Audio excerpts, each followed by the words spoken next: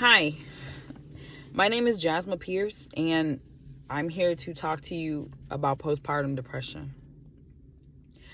Postpartum depression is something that plagues actually billions of women around the world today. A lot of women don't say anything because they feel like no one is listening to them or no one understands what they've been through or are currently going through, because it's very, very hard to heal from postpartum depression. And in my case, it steamrolled and snowballed into just chronic depression with awful intrusive thoughts. So about 7 years ago, I had my son. I was working 3 jobs at the time. I was trying to go to school and was pretty much taking care of everything, by myself at the time. I did have 2 other children. So when I did have my son, he was extremely early. I believe I had him at 27 weeks, and he was only 2 pounds when he was born. They ended up having to have an emergency C-section because I was so stressed that my body went into labor. Essentially, my body was like, hey, this baby has to get out of here as fast as possible. We ended up going to the hospital. I, had the emergency C-section after the fact. It took quite a bit of time for me to heal. My partner at the time, my kid's father, I think he stayed for like maybe 2 weeks or so. Then he ended up going back where he lived. He had moved to the West Coast at the time. So I was, at home healing by myself with the kids. My family and actually my 2 bosses at the time were amazing. I worked at GameStop and Hot Topic, my favorite jobs ever, hands down. The managers there, they definitely saved my life. I definitely 100% love you guys, and I appreciate you. You 2 know exactly who you are. I still love you to death. You 2 are still amazing human beings all across the board.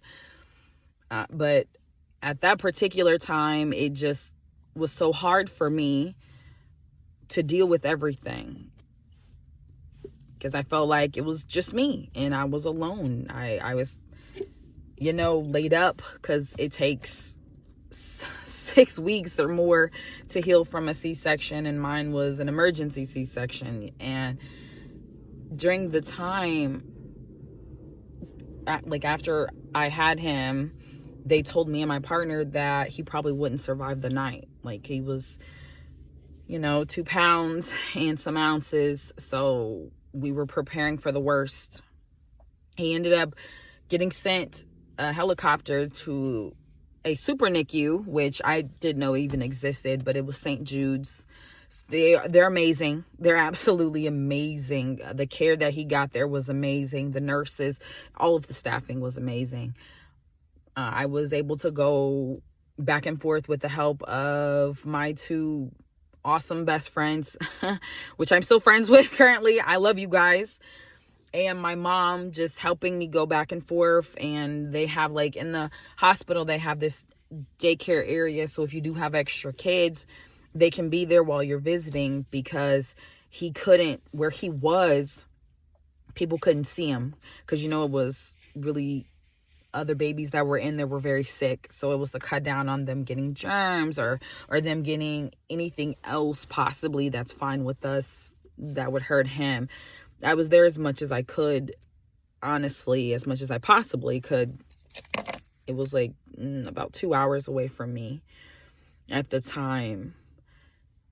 He was, I say, 2 to 3 weeks there, and then he stopped eating.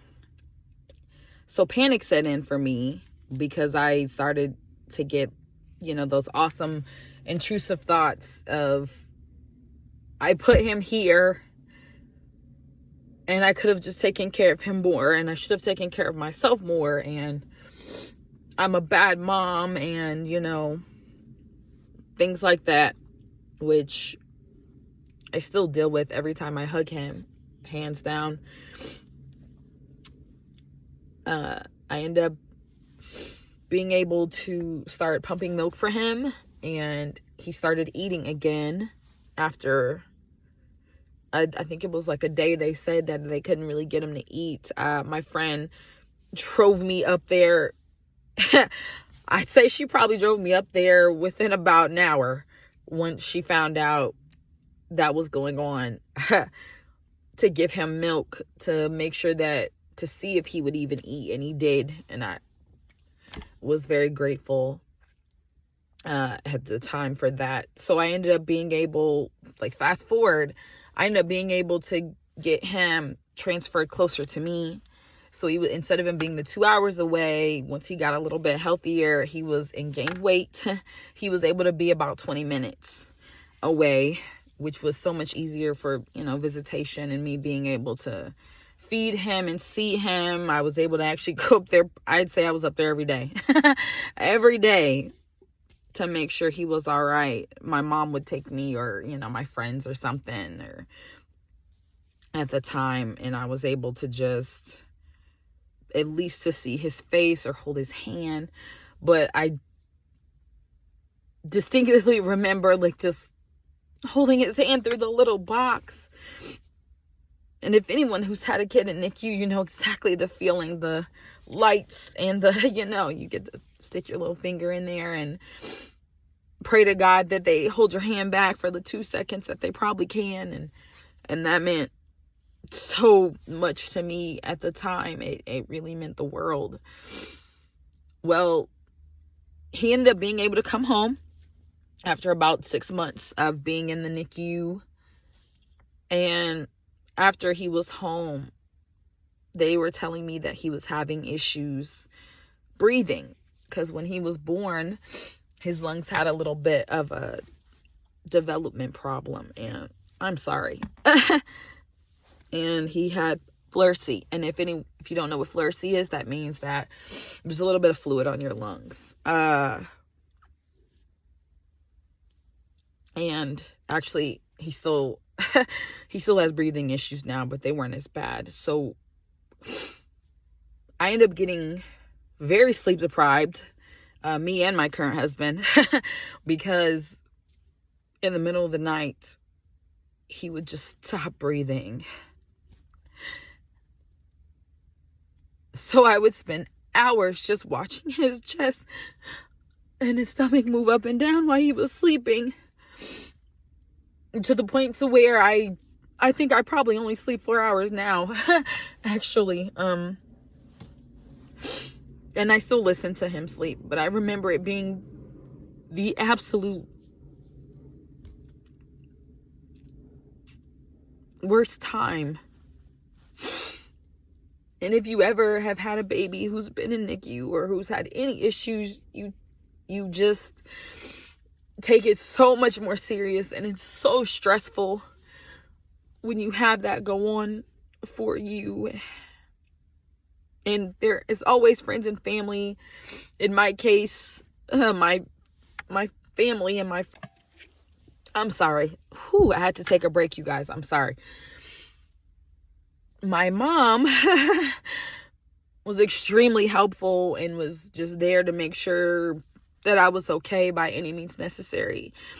So were my best friends at the time. They were literally coming over just so that I could shower, so that I could eat, because I wasn't eating, I wasn't sleeping, I just nothing. I was constantly just monitoring and watching him, and to the point to where my body started crashing. And my husband ended up, ironically enough, moving in with me to, like, essentially make sure that me and my kiddos were okay. So that was the plus side of everything, I guess you could say, the good news in it all. But